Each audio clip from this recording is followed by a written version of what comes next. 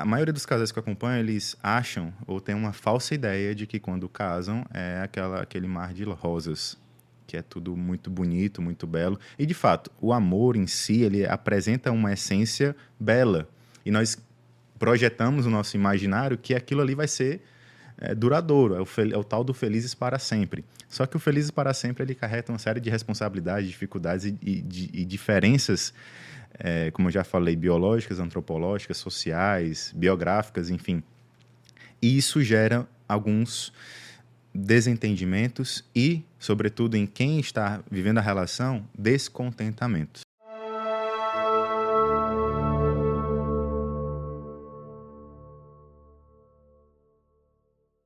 Olá, meus amigos do Atos Podcast, sejam bem-vindos a mais um episódio que fazemos aqui com toda alegria e satisfação, trazendo para você convidados inéditos, temas inéditos. Quando o convidado não é inédito, o tema é inédito, né? E é o que vai acontecer hoje. Já já a gente vai apresentar o nosso convidado, tá bom?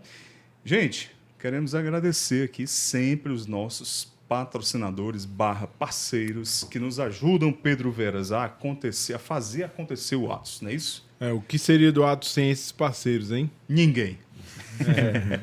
Gente, Imobiliária Felipe Rabelo.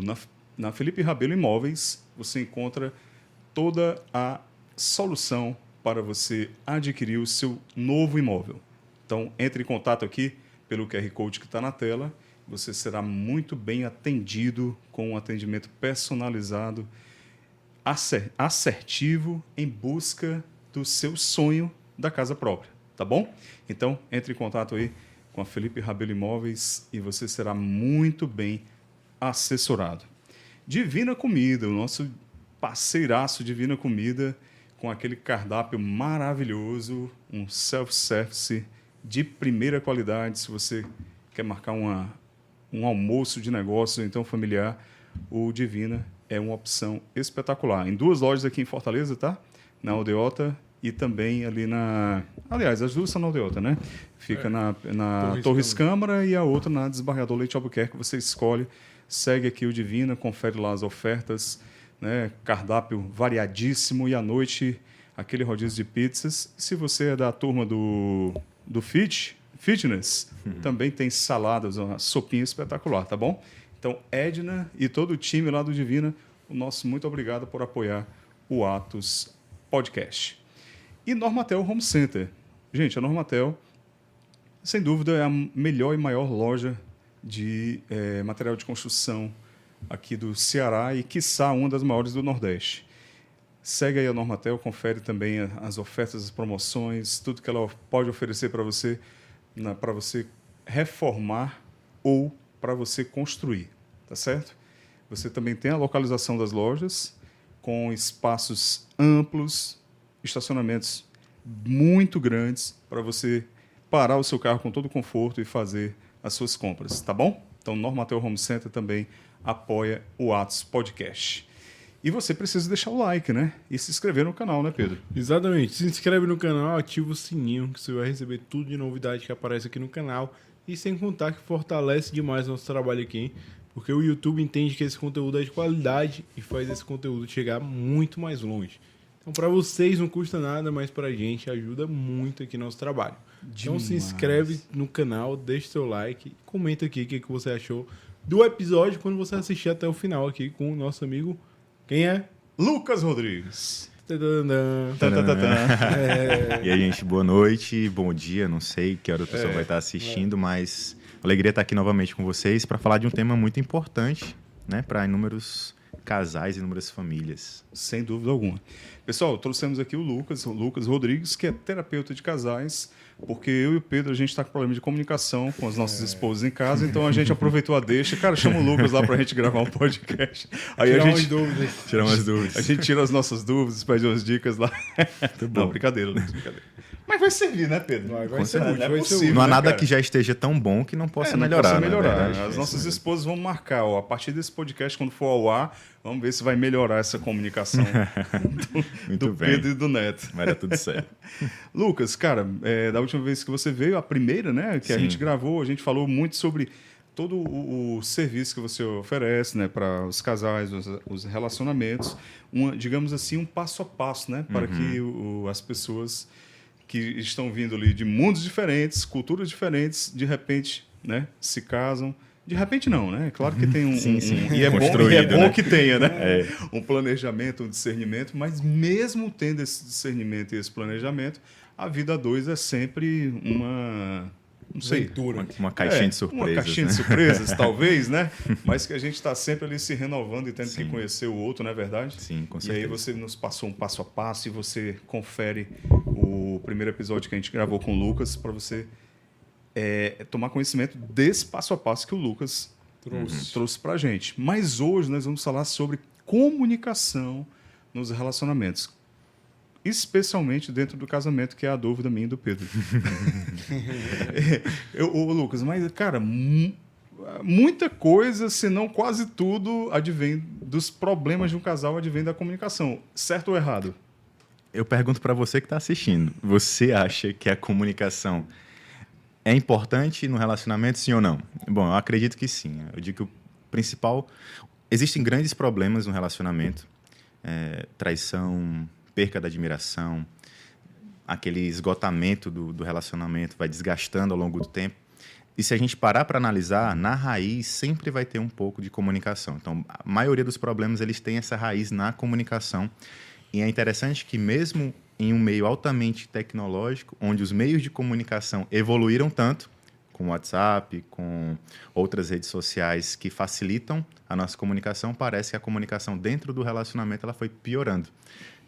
Eu vejo nos atendimentos, eu vejo nas próprias conversas assim, com outros amigos, pessoas que já estão casadas há algum tempo, se eu colocar também uma pergunta no meu Instagram, lá uma caixinha de perguntas, qual o principal problema que você vê no relacionamento, é top 1 comunicação e diálogo, e nós percebemos que boa parte desses outros problemas que aparentemente acarretam no fim do relacionamento, se a gente pegar a raiz, ela vai estar associada a falhas na comunicação e no diálogo do casal. Os ruídos aí da comunicação. Ruídos né? de comunicação. Mas, cara, assim, a gente sabe que tem a diferença homem e mulher, né? Sim.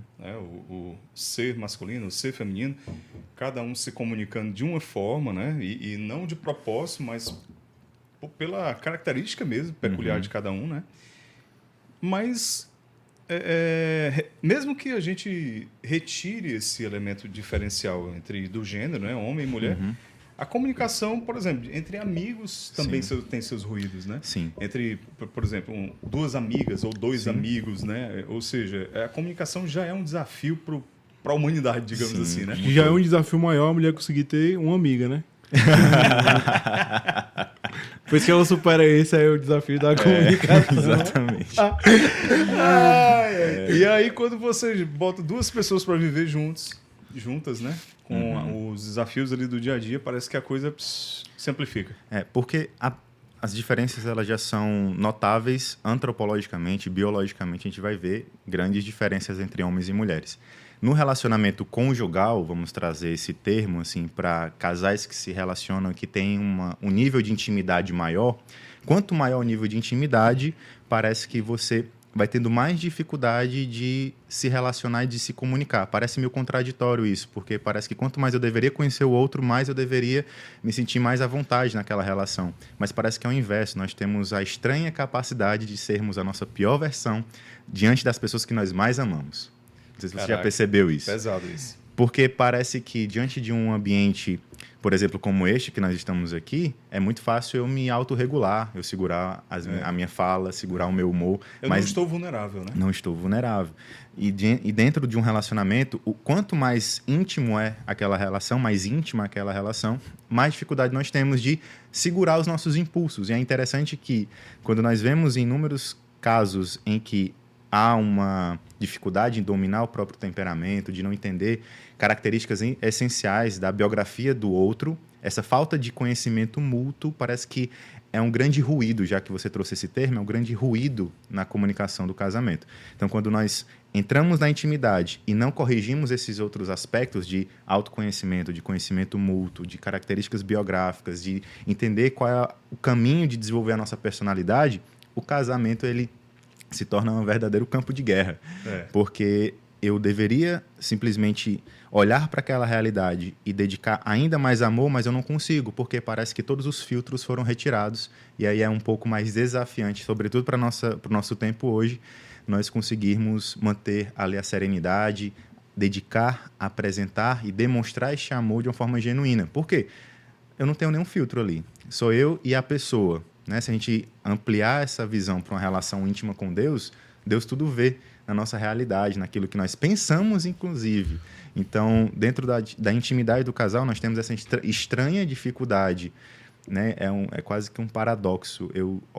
Num ambiente que deveria amar mais, dedicar mais amor, eu tenho mais dificuldade. Por quê? Porque nós temos uma grande dificuldade de lidar com a intimidade, porque a intimidade ela revela as dificuldades, revela os defeitos, revela os desafios, ficamos vulneráveis. Será que existe ali acaba tendo uma espécie de competição, digamos, né? E uma sensação de que você deve se defender? Porque o outro sabe a sua fraqueza, sim. né? Sim. É a arte da guerra ali dentro de casa, né? Exatamente. Então, campo minado, você vai aqui, aí às vezes o marido acaba escondendo alguma coisa que é aquele ponto que a esposa sempre pega e reclama dele. Aí ele sabe que ele fez aquilo e que ela vai se chatear e ele esconde ali, omite alguma coisa. Os casais, sobretudo quando já tem um certo tempo de relacionamento, já tem quanto tempo mesmo, Pedro? Tem uns... De total namoro, tudo? Não enrola não, macho. Então, namoro tudo tem uns 12 anos. 12 anos. Já ganhou tempo fazendo ganhou as tempo, contas. Né? E o 26 anos. 26 anos, já fez até bodas de prata. Já. Já ultrapassou ali. Acabou pra prescrever tudo que era crime. Já.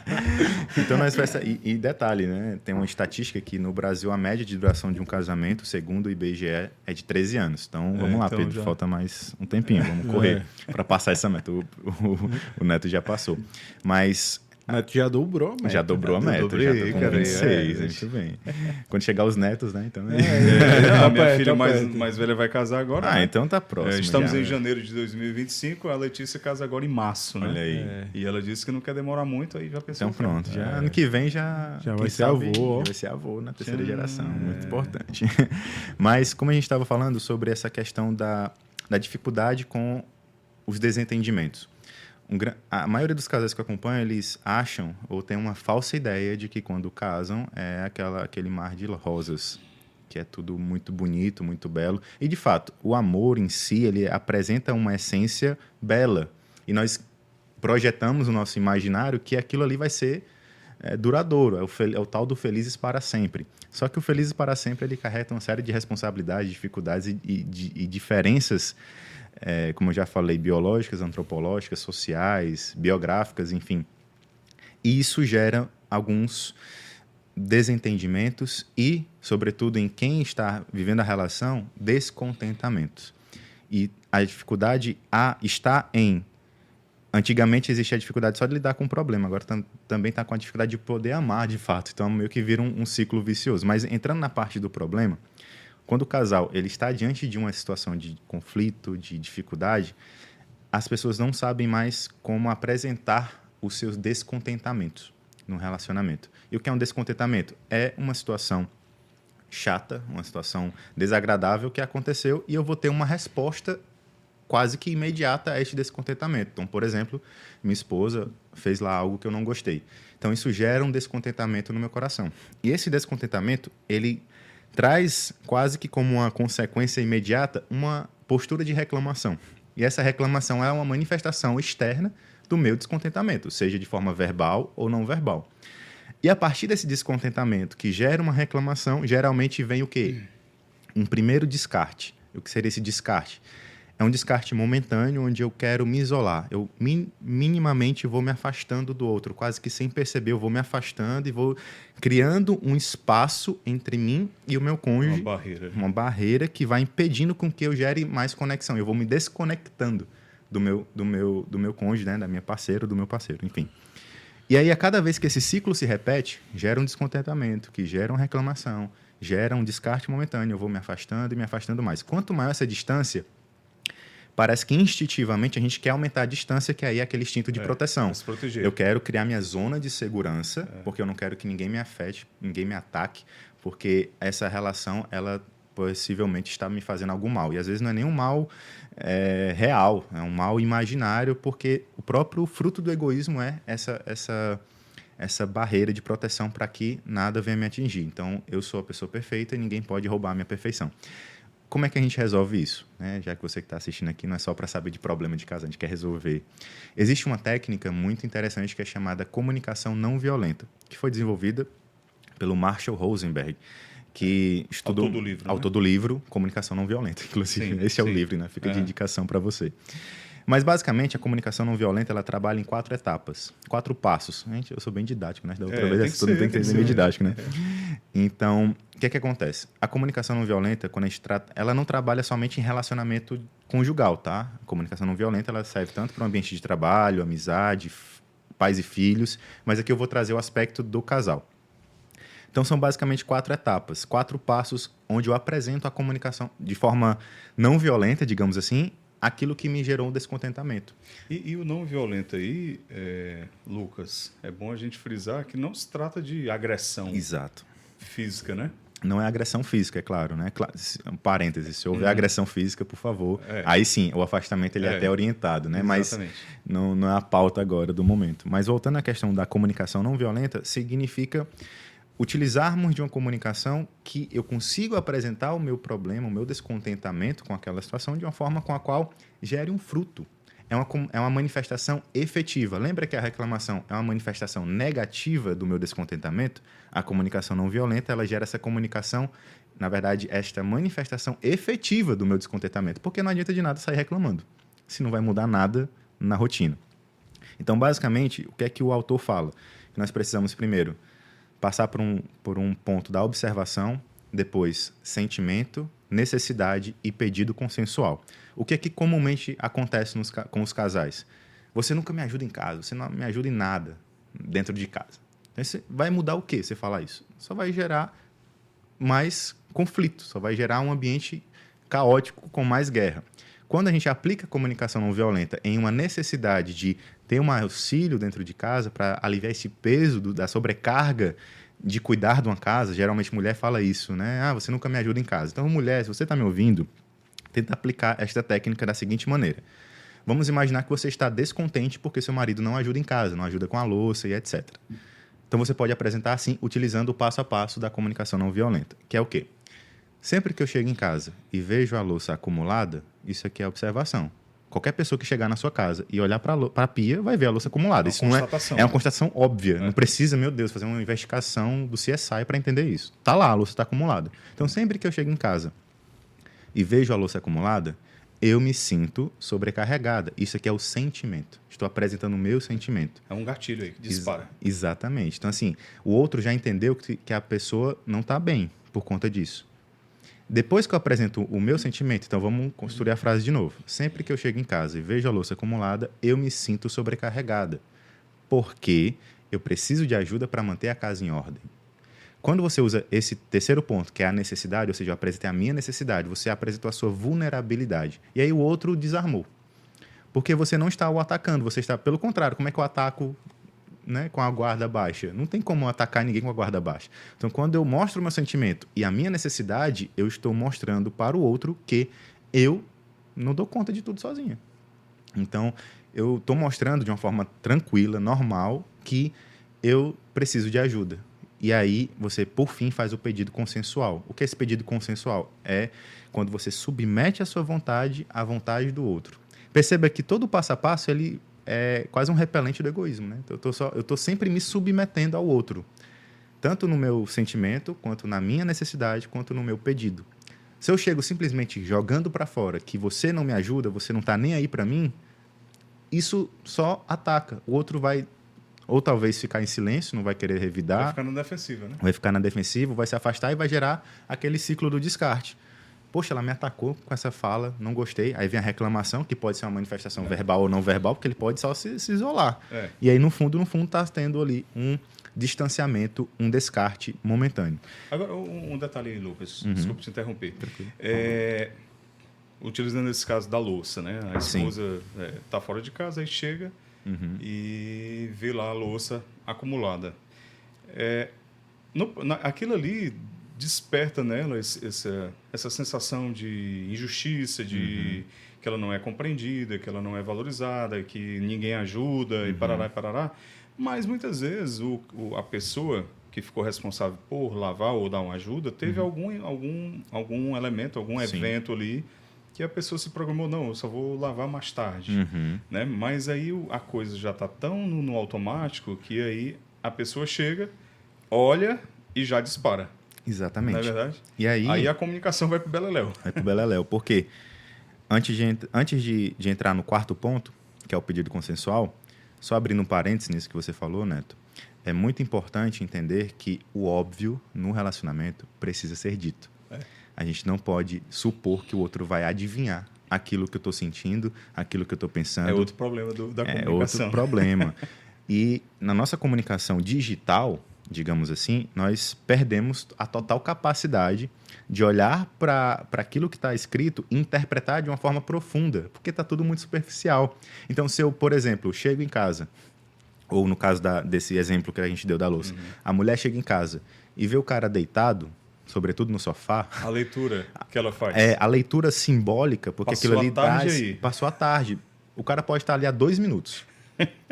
E ele já ia levantar, mas o primeiro sinal, o primeiro símbolo que chega na cabeça da esposa, da pessoa, é um símbolo negativo. Porque, de novo, parece que nós estamos em um ambiente de competição. Mas não é porque estamos em um ambiente de competição, é porque na relação do casal, sobretudo casais casados, né, que convivem juntos diariamente, o nível de intimidade ele diminui aquele filtro comportamental, vamos colocar esse termo. Isso. Então acaba que você vai ver tudo de ruim, né, de negativo, mas também existem coisas positivas. Então, este pré-julgamento ele acontece por uma questão simbólica. Então, geralmente as pessoas...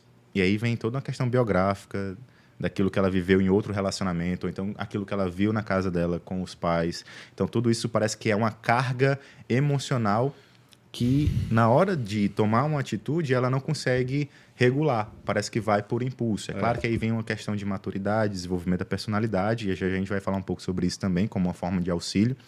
Mas, quando eu consigo trilhar esse passo a passo da comunicação não violenta, eu consigo, parece que, magicamente, né, digamos assim, regular o processo de informação na hora que ela está sendo passada. Porque o outro ele não tem acesso à minha construção de linha de pensamento. Como foi que eu pensei e cheguei naquela conclusão? Ele não sabe, né? Eu só estou falando aqui e vocês estão me ouvindo, mas vocês não sabem como é que tudo isso foi construído, o que é que eu estudei, o que é que eu li, o que é que eu vivi antes de vir para cá. Da mesma forma, vocês trazem um aspecto de colocar aqui na mesa, né, digamos assim, perguntas, informações que vocês consideram importantes para a audiência de vocês, que vocês pesquisaram, que vocês olharam, que vocês viram como feedback. Mas nada disso está sendo acessado por nós. Eu não tenho acesso àquilo que vocês estudaram e você não tem acesso àquilo que eu estudei. Mas o fato é que aqui nós estamos tentando apresentar algo em comum para que essas informações ou essas experiências possam ser trocadas para nós termos ali um conteúdo de um podcast. Basicamente é isso. Da mesma forma acontece na relação. Então, quando eu chego no quarto ponto, que é esse pedido consensual, é onde eu consigo, de forma efetiva, apresentar o meu descontentamento. É onde ele gera fruto mesmo. Então, por exemplo, vamos checar toda a ordem, né? Quando eu chego em casa e vejo a louça acumulada, observação. Eu me sinto sobrecarregada. Sentimento. Porque eu preciso de ajuda para manter a casa em ordem. Eu não dou conta de tudo sozinha. Apresentei minha necessidade. Podemos fazer aqui uma divisão nas tarefas. Qual o dia que você trabalha menos, você poderia me ajudar nesse dia, né? Que você está menos cansado, só para poder me programar. Pronto. Você apresentou um pedido consensual, o outro, você submeteu a sua vontade ao outro, e a outra pessoa se sente muito mais, digamos assim, persuadida, né? Digamos assim, ela se sente muito mais inclinada a gerar um acordo ali com você. Claro que, quando você escuta isso, Lucas, me parece algo muito mecânico, né? No dia a dia eu não consigo fazer isso. Tenta, faz o teste. Se você não consegue fazer isso de forma instantânea, diante da situação, revise uma situação chata que aconteceu no seu relacionamento e refaça, né? Digamos assim, reconstrua o crime, a reconstrução do crime, para poder ver como a comunicação não violenta se aplica a isso. E aí você faz lá. Se eu tivesse falado assim, seria observação. Se eu tivesse falado assim, seria melhor. Show. Show de bola. a questão das expectativas, Uhum. né? Que o casal costuma não alinhar, ou se alinha, acaba que tem que sempre que realinhar, né? Sim. As expectativas. E a gente vai para o casamento, vai para um relacionamento com expectativa X sobre o outro e o outro Y sobre a gente. Sim. E aí? Isso também é um... Eu tenho uma dica sobre isso aí muito boa, viu? Qual é? Tem uma dica excelente, ó. Vai ser melhor do que a do Lucas. Você tem que ser o cara que não faz porra nenhuma. Que ninguém tem expectativa que você faça nada. Porque no dia que você fizer, todo mundo vai falar, não, fica quieto que ele tá fazendo. Pô, muito obrigado. E tudo. Não tem expectativa, o segredo é sempre manter baixa. Manter Aí quando você faz, aí todo mundo, caraca, ele fez Subir a também. barra demais, Tu né? é doido. Exato. Então, tipo assim, o problema é que os caras querem fazer muito, macho. Aí atrapalha o sistema de todo mundo, atrapalha o meu, atrapalha o Inflaciona teu. tudo, né, cara? Macho, tipo, os caras que dão anel em namoro. Não, aí não Macho, dá, né? para com isso, mano. Tu tá atrapalhando o sistema aqui, pô. Entendeu? Tá atrapalhando todo mundo. É que nem o meu compadre pediu em casamento lá em Gramado. O macho, tá tudo errado, mano. Tu vai atrapalhar o meu sistema aqui, pô. Entendeu? Então a gente tem que se unir, pô, pra manter o nível baixo. Aí dá certo, mano. Rapaz, ó, eu saía com a minha esposa, né? Quando a gente namorava, ia comer um pastel no lugar mais barato. Aham. Ia comer um sanduíche também numa lanchonetezinha barata. As minhas filhas, aniversário de namoro, elas têm uma relação, um checklist dos melhores restaurantes da cidade, cara. Aí elas vão ticando. Restaurante que eu nunca ouvi falar na minha vida, mano. Que você não quer nem olhar o lado do preço do exatamente. cardápio. Aí os presentes que eles trocam. Exatamente. Aí o que é isso, rapaz? Mas embora tenha um tom de brincadeira nisso que o Pedro falou, isso é muito real. Veja, na época do namoro, como você ainda não tem acesso à total intimidade do outro, você está num processo de conhecimento, você está querendo muitas vezes colocar ali para o outro uma imagem, apresentar uma imagem de conquista, que é natural, é algo até instintivo. Faz parte do processo de querer conquistar, de querer demonstrar o amor, mostrar o seu melhor lado, né? Sua melhor versão na época do namoro, para apresentar a pior versão na época do casamento. Mas... E aí, pegadinha do malandro. Pegadinha, te enganei. Mas assim, quando a gente está numa situação em que eu apresento muito aquilo que eu tenho de melhor, eu tenho que ter muita consciência, e aí vem no aspecto fundamental da personalidade, que é eu olhar para a perspectiva do futuro com esperança, mas também com prudência. Aí a gente entra no campo das virtudes, que a virtude dentro do relacionamento, ela precisa ser comunicada para que o casal ele cresça e se desenvolva. Aí a gente consegue alinhar expectativas, a gente consegue alinhar comunicação, a gente consegue alinhar desejo, a gente consegue alinhar diversas outras etapas que o casamento vai viver a cada fase, seja no início do casamento, seja com 25 anos, com 50 anos, com 75 anos, não sei. O importante é, quando eu entendo a aplicabilidade das virtudes dentro do meu relacionamento, claro que ela, antes de ser aplicada no meu relacionamento, ela deve ser aplicada na minha vida, isso é óbvio. O relacionamento ele não é uma entidade, um ser externo a mim. Não, eu faço parte dele. E dentro de um casamento nós somos uma só carne. Então, quando eu entendo que eu preciso ter esperança no meu futuro, mas também olhar para o futuro com prudência, eu começo a alinhar essas expectativas. Então, eu sei acessar de forma racional tudo de bom que ele fez para mim na época do namoro. E aí, para isso que é importante você ter uma memória muito bem trabalhada, né? De realmente reconhecer aquilo que foi bom. E aí é como se você estivesse abastecendo o seu baú da fé naquela pessoa. Não necessariamente a fé religiosa. Então, a fé no sentido de aquilo que você acredita, aquilo que você tem de aspecto fundamental do comportamento do outro.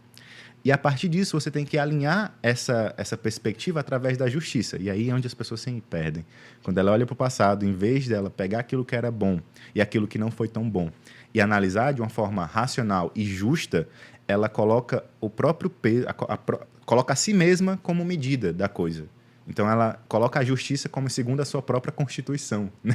A Constituição LMR, que é Lucas Moura Rodrigues, né? A Constituição LMR de 1996. Bota lá a Constituição como se fosse aquilo ali que fosse determinar o que era bom e o que não é bom. Porém, para alinhar essa perspectiva, eu tenho que olhar o campo da virtude, tanto do passado quanto para o futuro, numa dimensão de presente, para que eu olhe o sumo bem do relacionamento. O que é que eu quero qual o bem que eu estou buscando aqui no meu relacionamento? É um bem afetivo, é um bem efetivo, é um bem material? Qual é este bem? Independente de qual seja o bem que você procura, ele precisa estar alinhado com a beleza, com a verdade e com a bondade. Se aquilo que você busca para o seu relacionamento não é belo, ou não é bom, ou não é verdadeiro, aquilo ali não vai ser frutuoso, não vai gerar fruto. Mas quando eu alinho essa perspectiva de bem supremo, né, um bem que alinha a um bem divino, digamos assim também, né, quando buscamos a Deus, mas quando eu olho tudo aquilo que é bom, verdadeiro e belo, é como se eu impulsionasse o meu ser no presente a agir com caridade e com temperança.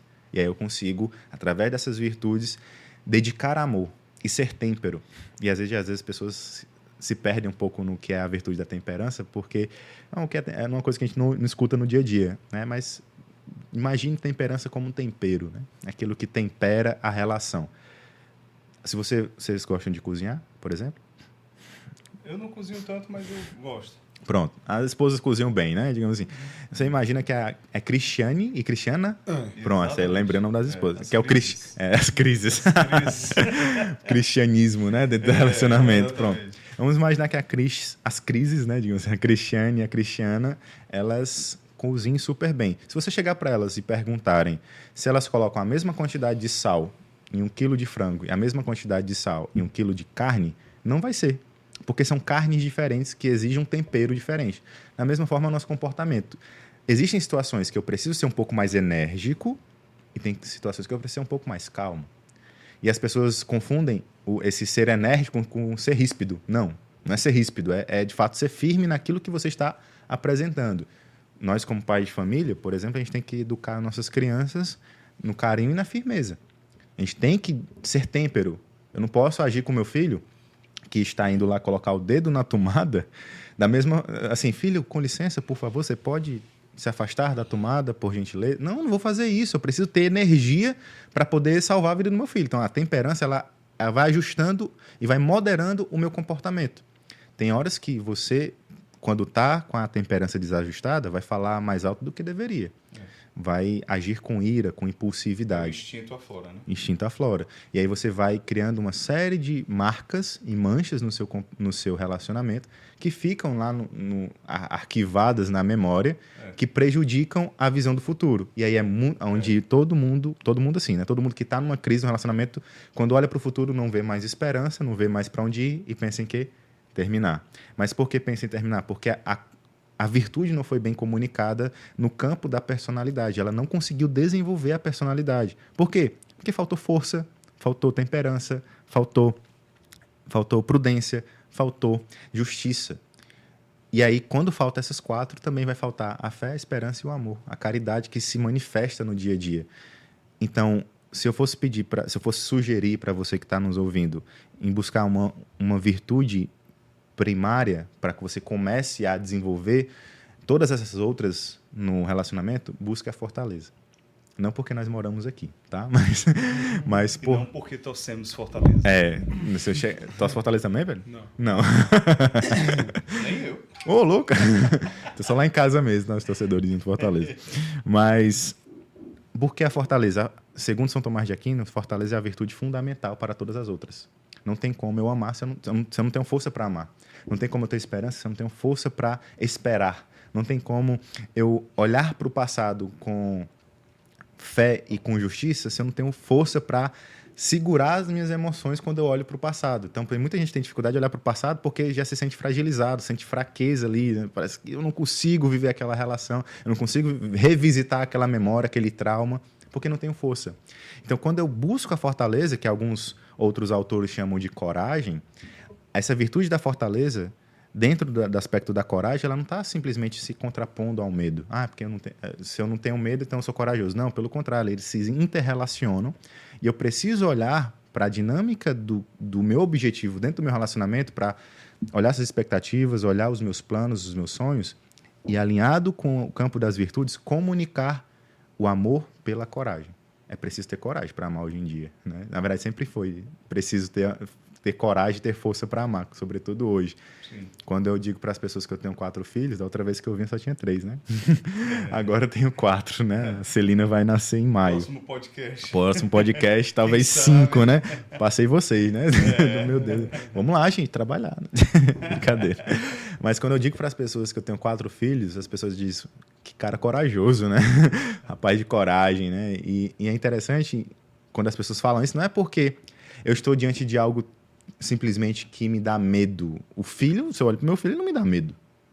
Né? Se eu olho para os gêmeos, embora eu fique um pouco confuso para poder identificar quem é quem, mas eles não me passam medo. Então, por que eu sou corajoso por ter 4 filhos? É porque hoje nós vivemos em uma sociedade que está permeada pelo medo. O medo de amar, o medo de empreender, o medo de abrir um podcast, o medo de fazer algo de bom no trabalho para ser reconhecido, de buscar estudar para se desenvolver. As pessoas estão se perdendo em meio a essa crise manifestada pelo medo. Você vê isso, é só você abrir o noticiário. Medo de fracassar, né? O medo de fracassar, exatamente. E quando este medo habita o relacionamento, a comunicação fica fragilizada. Por quê? Porque as pessoas ficam altamente reativas. Aí volta aquele bloco que a gente abriu sobre a questão da insegurança e das pessoas que vão se defendendo no relacionamento. Porque elas estão permeadas pelo medo, pelo egoísmo. Não posso ser tratado dessa forma. Não posso agir dessa forma. Não, eu não posso me submeter ao outro porque eu vou estar sendo fraco. Se a gente olhar a lógica do evangelho, as coisas não sou bem por aí. É quando eu sou fraco, é então que eu sou forte. Então, quando eu olho para a virtude da fortaleza, ela vai me guiar para todas as outras. E quando eu sou forte, eu consigo me comunicar bem. Eu só estou aqui falando isso agora com vocês, com, digamos, essa tranquilidade, né? Porque eu me preparei. Eu estou atendendo, eu estou estudando, eu estou buscando. E pela virtude da fortaleza, a fortaleza me levou ao estudo. A fortaleza me levou a receber aquele problema difícil no relacionamento, que eu citei alguns casos da outra vez. Quem quiser ver os outros casos, os testemunhos, vai dar uma olhadinha no outro podcast, mas aqui também, se der tempo, a gente comenta alguns. Quando a gente se depara com essas situações, a gente, cara, foi a fortaleza que foi me levando para aquilo ali. Então, aquilo vai me dando segurança. Tem uma frase que ficou no senso comum, né? As pessoas, tá com medo, vai com medo mesmo. Não acredito nessa frase. Tá com medo, vá preparado. Se prepare. Se você está com medo no seu relacionamento, se prepare e busque ajuda. Tenha força para buscar ajuda. Não acho que você vai dar conta sozinho, não. Né? Não vai ser um caminho muito fácil, mas eu tenho certeza que se você buscar auxílio e orientação e conhecimento através dessa força que te impulsiona a querer o bem, que é belo, verdadeiro e bom, aí sim, você vai conseguir olhar para o seu relacionamento com mais esperança e conseguir comunicar aquilo que por muito tempo talvez você ficou com alguma barreira na frente, com medo, com receio, porque talvez ficou com medo do que o outro ia falar, do que o seu parente ia dizer, porque você está lutando pelo seu casamento, da sua amiga, daquela pessoa que está ao seu redor. Então, buscar essa força para poder comunicar o amor de verdade. Lucas, agora me parece que ter um pouquinho de conhecimento, não precisa se aprofundar e ler todos os livros da temática, mas ter um pouquinho de conhecimento dos temperamentos aí, de qual temperamento do seu cônjuge, dá para dar umas pistas e ajudar, né? A nortear ali o que esperar, né? Até a história da expectativa, né? Então, eu já sei que ele é dessa forma, que ela, né, age dessa forma e tal, e eu já conheço a história familiar dele e dela, e já sei que ela foi criada nesse contexto, que ela traz dali muita coisa que ela age naturalmente pela criação também, e aí entra o temperamento. Daí você conhecer, utilizar todos esses subsídios que a psicologia e o senso comum também traz para a gente, né? Para a gente lidar com o outro e melhorar a comunicação. Sim. No meu acompanhamento, o primeiro pilar que a gente trabalha é o pilar da percepção. A percepção, ela é o pilar da comunicação interna. É onde eu me comunico com a minha essência, comigo mesmo, para que eu me conheça e eu consiga acessar a essência do outro, ou seja, na comunicação interna do outro. Então, esse conhecimento de si e esse conhecimento do outro é que abre as portas para que vocês consigam chegar em um dos aspectos da inteligência emocional, que já vou falar, que é a empatia, que eu não gosto muito desse termo, eu gosto mais de outro termo, já vou falar que termo é esse, então fique aí para você assistir. Mas, assim, quando a gente entra nesse aspecto da percepção, que é esse conhecimento de si, ele tem como principal objetivo o quê? Gerar respeito. Você só ama aquilo que você conhece. Não tem como dizer que amo a minha esposa se eu não conheço. Porque quando chegar ao ponto, uma situação, uma característica que eu não conheço e provavelmente eu não goste, eu vou começar a reter o meu amor, porque isso aqui eu não estava previsto no contrato, né? Mas quando eu já dedico tempo, e aí sobretudo para quem está namorando, se você está namorando, está noivo e está me ouvindo, dedique tempo em conhecer o outro, mas conheça a pessoa, não o corpo. Conheça a pessoa com a qual você está se relacionando. Conheça o temperamento, conheça a biografia, as características adquiridas, como foi a formação do caráter dessa pessoa, quais são os ambientes que essa pessoa frequenta, qual tipo de comportamento ele tem em público, qual tipo de comportamento que ele tem na intimidade, quando está só vocês dois, um com o outro, onde não tem ninguém vendo, que tipo de atitude essas pessoas têm. E quando a gente olha para dentro de um relacionamento já dos casais casados, a gente tem ali como identificar características ou tendências comportamentais que nós chamamos, em alguns estudos, de temperamentos. O temperamento ele não é rótulo, acho que isso já virou também senso comum, né? Não é porque eu sou colérico que eu vou ser taxado de colérico. Se a gente faz isso, a gente está reduzindo o ser humano a um animal. Isso. Né? É aquela coisa, se você abrir a porta da sua casa e se deparar com um Golden Retriever, todo cuidadinho, os pelos ali, né, reluzentes ao sol, brincando com a bolinha, todo bobinho, você até acha fofo. Agora abre a porta da tua casa e se depara com um pitbull, com a orelha cortada. Provavelmente você vai ficar com medo. Por quê? Porque a tendência comportamental que está no seu imaginário, no seu universo simbólico do pitbull é que ele é agressivo. E da mesma forma, quando eu olho para o outro simplesmente como um temperamento, eu estou reduzindo a pessoa a uma característica que o outro nem teve culpa né, de ter adquirido, porque o temperamento ele é fruto de um emaranhado genético herdado aí pelos nossos pais e os nossos antepassados. Não vamos entrar nesse aspecto técnico, mas vamos citar pelo menos os 4 para as pessoas terem uma noção de como eles se interrelacionam. Basicamente, os temperamentos são organizados, digamos assim, entre temperamento quente, frio, úmido e seco. E a conexão entre eles faz com que haja, digamos assim, uma manifestação um pouco previsível, digamos assim, do comportamento daquela pessoa. Então, por exemplo, pessoas que têm temperamento mais quente são pessoas mais comunicativas, de novo, eu estou falando de tendência comportamental, não estou dizendo que você não vai conseguir se comunicar se você não tem um temperamento quente, entende? Então, deixando isso claro, vamos continuar. Então, se você tem um temperamento quente, a sua tendência comportamental é que você seja uma pessoa mais extrovertida, mais comunicativa, que consiga preencher de uma forma um pouco mais objetiva os ambientes em que você está.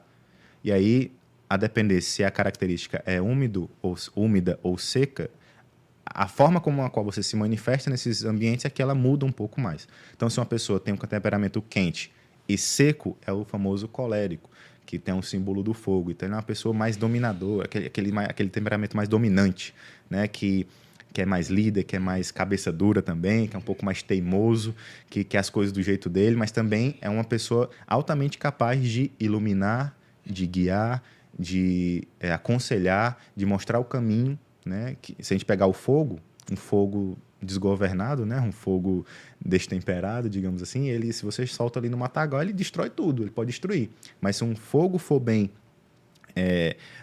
dominado, digamos assim, ele vai iluminar, aquecer, orientar. Então, não olhe o temperamento como algo taxativo, mas é uma tendência comportamental que pode e deve ser trabalhada e desenvolvida pela virtude, que a gente já citou algumas agora atrás, né? Continuando, se o temperamento ele é quente e tem uma característica úmida, aí nós temos o sanguíneo, que é o símbolo do ar.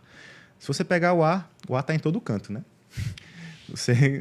Ou seja, o sanguíneo é aquele que entra num ambiente, numa roda de conversa, está no meio de todo mundo, já faz amizade mais fácil, é mais comunicativo, quer ser mais engraçado ali para chamar um pouco da sua atenção para que ele possa estar naquele ambiente. Então, ele quer penetrar aquele ambiente e ele usa dos recursos que ele tem para chamar a atenção e para estar ali. Mas, compensação, o sanguíneo também é aquele amigo que você gosta de conversar, que é agradável, uma pessoa leve, que leva a vida com mais tranquilidade e consegue de fato, essa característica é uma das principais, né? Dar leveza para o ambiente. Então, é muito importante olhar as coisas boas também. A gente olha para o temperamento, acho que só tem coisa ruim, mas tem coisa boa também. Ele é um pouco mais inconstante, né? Então, às vezes, ele está um pouco mais pesado, um pouco mais leve, né? Então, um pouco mais alegre, um pouco mais triste. Então, ele oscila muito no humor, mas é uma característica que está muito presente hoje em dia também. Indo para o aspecto frio, nós temos pessoas mais introvertidas, pessoas mais fechadas, que não conversam com todo mundo. Não quer dizer que você não converse, mas é uma pessoa que é mais seletiva nas suas amizades e nos seus relacionamentos. Se a gente pega o aspecto úmido, frio e úmido, nós temos ali o fleumático, né, que é o símbolo da água. Então, é um cara que é um pouco mais, entenda, acomodado, porque a água, né, se você deixar ela aqui parada, ela fica. Deixa aí tranquila, né? Ele é mais flexível, então ele consegue se moldar ao ambiente que ele está. Então, se ele está nessa xícara, ele tem esse formato. Se ele está nessa garrafa, ele tem outro formato. Então, ele tem uma certa adaptabilidade. E quase que não sai agora a palavra. Então, uma adaptabilidade maior diante das situações. Certo. Mas também, às vezes, ele é taxado de ser um cara mais preguiçoso, mais fechado, assim, tá, né, mais desligado, assim. Mas, na verdade, ele é um cara altamente que tem uma capacidade de ser muito consistente naquilo que faz. Por ter essa característica mais de estabilidade, ele consegue entrar em por exemplo... Ter mais foco, né? Ter mais foco e levar uma tarefa até o final. Mas, mesmo que ele vá devagar, mas ele vai. Ele não deixa de ir. O sanguíneo tem a tendência de ir e parar, ir e parar. Né? De novo, é uma tendência comportamental. Não quer dizer que ele vá ser exatamente engessado dessa forma. Se nós olhamos a característica frio e seca, nós temos ali o melancólico, que tem um símbolo da terra. O melancólico, não se deixe levar pelo termo, não é uma pessoa triste, né, morta, assim, né? Não, é uma pessoa que tem uma capacidade de profundidade muito grande. Ela consegue ter uma sensibilidade diante das pessoas que ela convive, diante das pessoas com quais ela se relaciona, e olha para aquela realidade com um nível de profundidade que quase ninguém percebe ao redor. É claro que isso também pode ser ruim, porque ela absorve muita coisa. Então, ela retém muita coisa na memória. Coisas boas, mas, sobretudo, as coisas ruins. Então, ela tem uma tendência a ser um pouco mais pessimista diante das adversidades no relacionamento. Então, ela pode se isolar mais, ela pode achar que realmente não vai ter jeito aquele relacionamento. Então, mas ela também tem essa capacidade de trazer, digamos assim, uma essência profunda para o relacionamento. Ele não fica à mercê da superficialidade. Ela vai querer aprofundar, ela vai querer conhecer, ela vai querer conversar. Melancólicos gostam de conversar. Então, se você tem uma esposa ou um marido melancólico, converse com ele.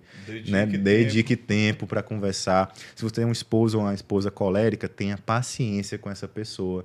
Saiba que nem sempre ela está brigando com você. É a característica, às vezes, de uma tendência dela mesmo. Tenha paciência. Falar alto, explosivo, né? Claro que tudo tem um limite. Você precisa apresentar o seu limite de uma forma coerente, de uma forma efetiva. Para isso, tem a comunicação não violenta.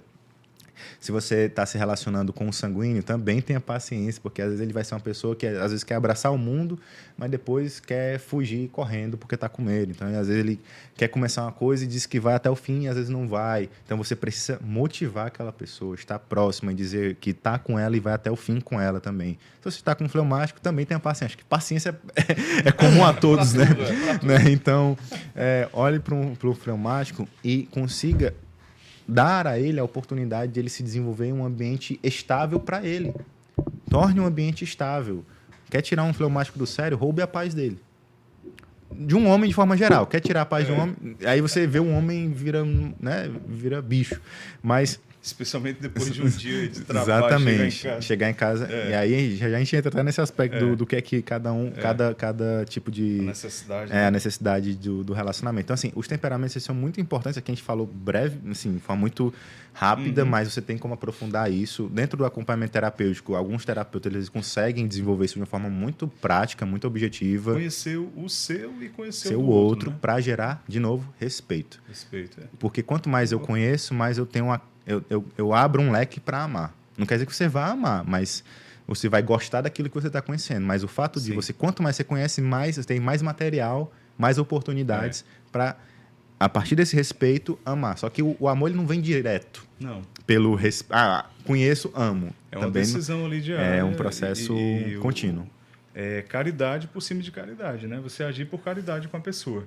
Sim. Né? Dizer, pô, ele deixou a toalha de novo ali na cama, mas a mulher só falta esganar o cara. Não, mas eu entendo que ele é... Pois é, eu vou ter caridade. E aí entra... Pronto, agora você me lembrou o aspecto que eu abri aqui, né? O looping que eu abri aqui, agora vamos fechar. O fato de eu conhecer o outro, eu consigo aplicar um dos aspectos fundamentais da inteligência emocional, segundo Daniel Goleman, né, outro autor. Um dos aspectos fundamentais para você desenvolver inteligência emocional é, segundo ele, empatia. Empatia é porque, se a gente coloca no senso comum, as pessoas vão dizer, é se colocar no lugar do outro. Só que, às vezes, você se colocar no lugar do outro não é suficiente para você entender o que de fato está acontecendo. Porque quando eu simplesmente me coloco no lugar da minha esposa, eu estou colocando a minha história, a minha biografia, as minhas experiências ali no lugar dela. Por exemplo, eu acompanho alguns casais que sofreram de adultério por muitos anos. Uma mulher que passou 7 anos ali sofrendo com adultério. Eu não tenho essa experiência, eu não tenho essa vivência. Então, se eu me colocar no lugar dela, eu não vou sentir, entenda, nada. Sim. Porque eu nunca vivi isso, a minha biografia nem permite isso ainda. Então, eu preciso fazer o quê? Eu preciso ter o outro aspecto que eu diria que é a compaixão. Compaixão é sofrer com aquela pessoa. É entrar e conseguir ter a sensibilidade de entrar no sofrimento dela. O problema é que hoje as pessoas, quando falam de sofrimento, estão falando de... Está se vitimizando. Então, é uma coisa que...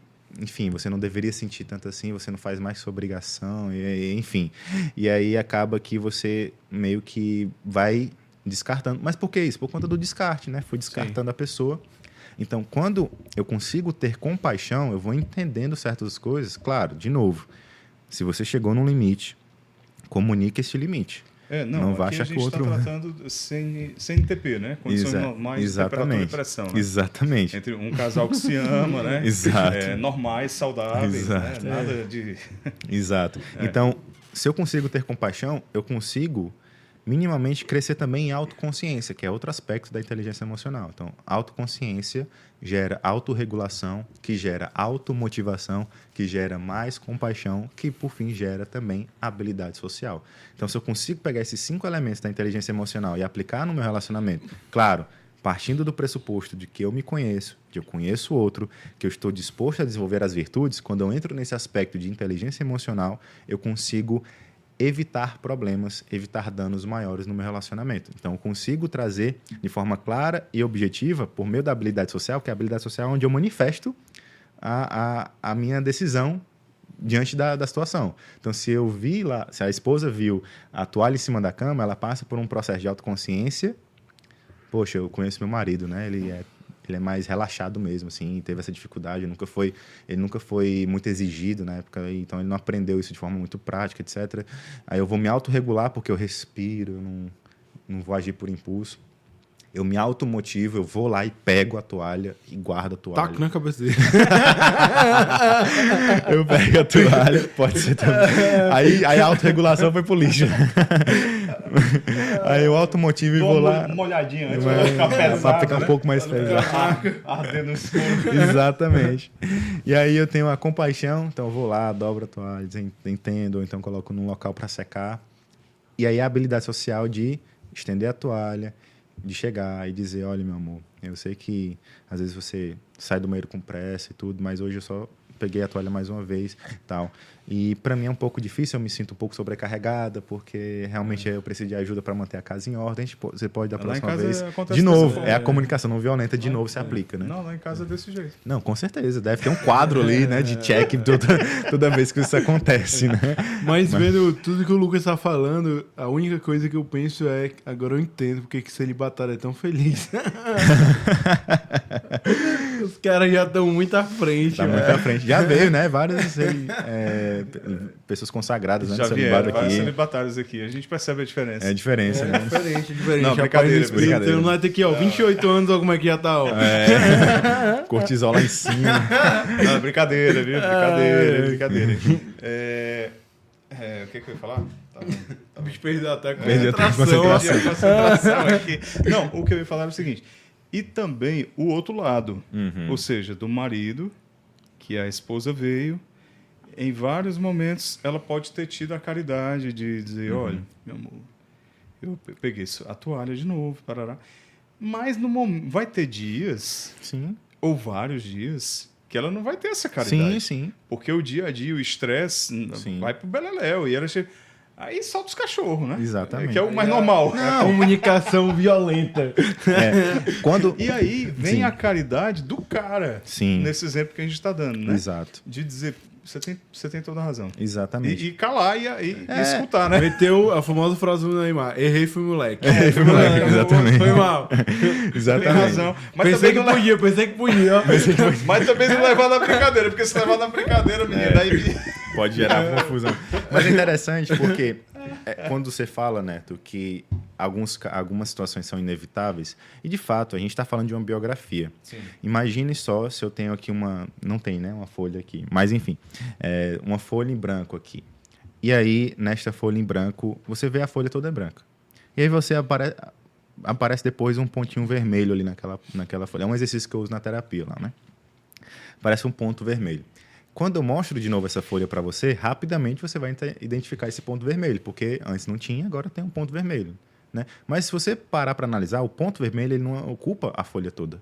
Ele faz parte da folha. Vamos supor que ele ocupa 1% da folha, né? Então, quando a gente olha para aquela biografia da pessoa, quando aparece um ponto vermelho, que é um problema, às vezes as pessoas, em vez de olhar para a folha toda, que tem mais parte branca do que vermelha, ela foca naquilo que é vermelho. Então, acaba que no universo, de novo, simbólico dela, na memória, fica registrado somente aquela memória ruim. Aí você lembra até do filme Divertidamente, né? Quando as bolinhas começam a ficar mais azuis do que amarelas, né? Mas quando a gente olha para essa realidade, a gente entra no segundo pilar do que, por exemplo, eu utilizo lá no acompanhamento, que é o pilar da reparação.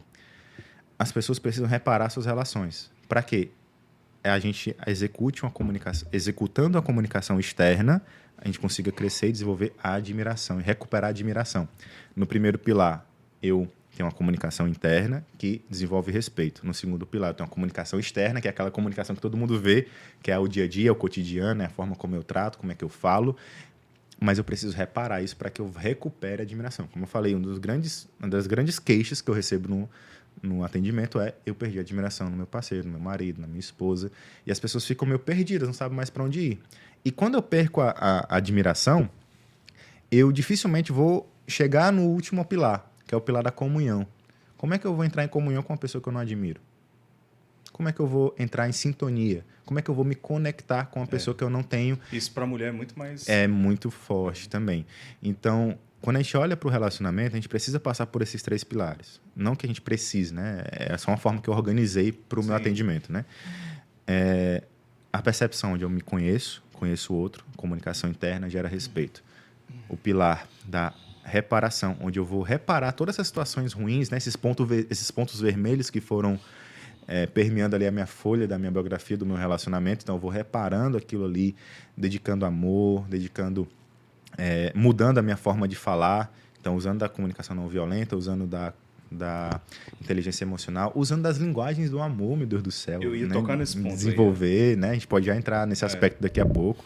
E, em seguida, a gente entrar no aspecto de comunhão. Aí sim eu consigo me entregar de forma genuína, na intimidade. Eu fortaleço a intimidade e, consequentemente, ali eu produzo esse amor que se entrega de forma total, de forma totalmente despida, assim, né? Tipo, realmente vulnerável.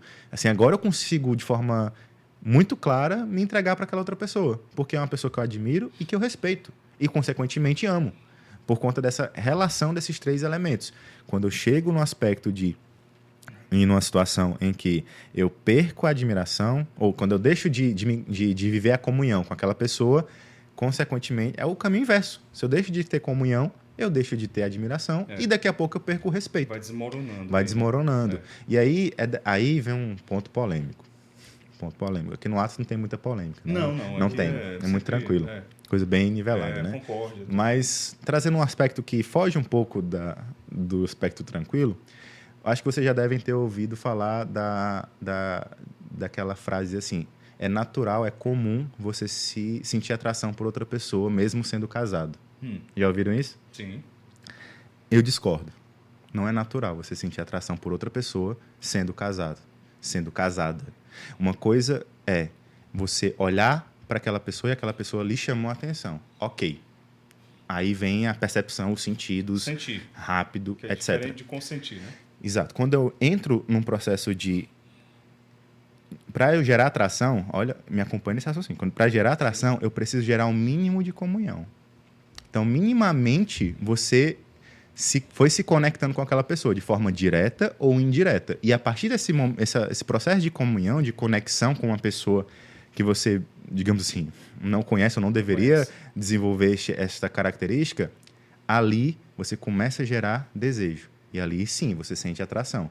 Então, por quê? Porque você permitiu entrar em comunhão com uma pessoa que você não deveria entrar em comunhão. Seja porque você deu abertura para a conversa, seja porque você ficou vasculhando as fotos do Instagram, seja porque você ficou... Só na sua imaginação. Exatamente. Você sentiu atração porque você entrou em comunhão.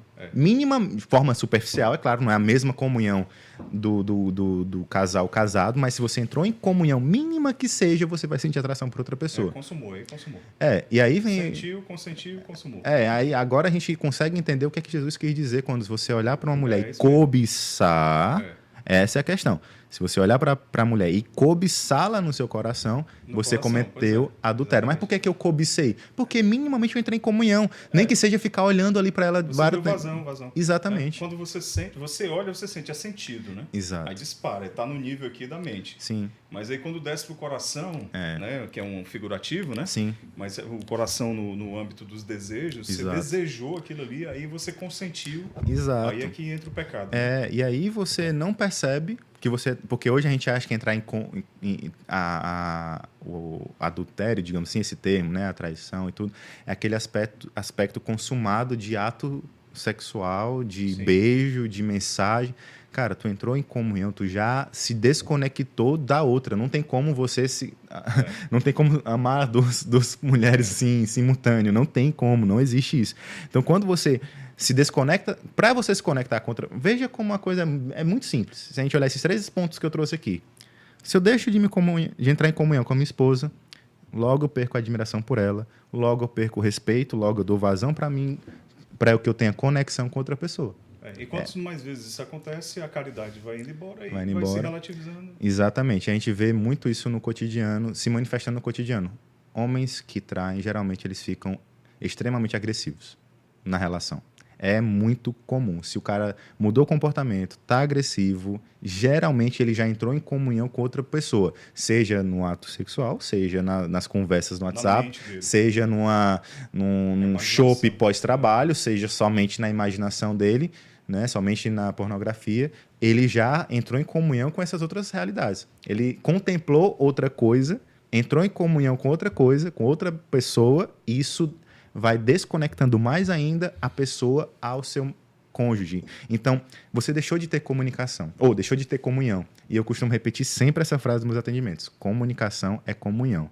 Se eu me comunico, quanto mais eu me comunico com aquela pessoa, mais eu entro em comunhão com ela. Então, quanto mais eu me comunico com a minha esposa por meio do respeito, da admiração e do amor, mais eu entro em comunhão com ela. Quanto mais eu entro em comunhão com ela, mais eu gero transformação. E quanto mais eu gero transformação, aquele meu relacionamento, ele muda da água para o vinho, literalmente. Agora, dentro do relacionamento, você, ao amar a pessoa e querer fazer aquela pessoa feliz, você precisa estar atento às necessidades dela, né? Sim. E num casal maduro, a linguagem não verbal, ela é tão forte quanto a verbal. Uhum. E aí você precisa fazer a leitura e saber qual é a necessidade do seu cônjuge, né? Sim. Que muitas vezes ele não precisa dizer. Uhum. Não precisa verbalizar. Exato. Mas você precisa estar atento para...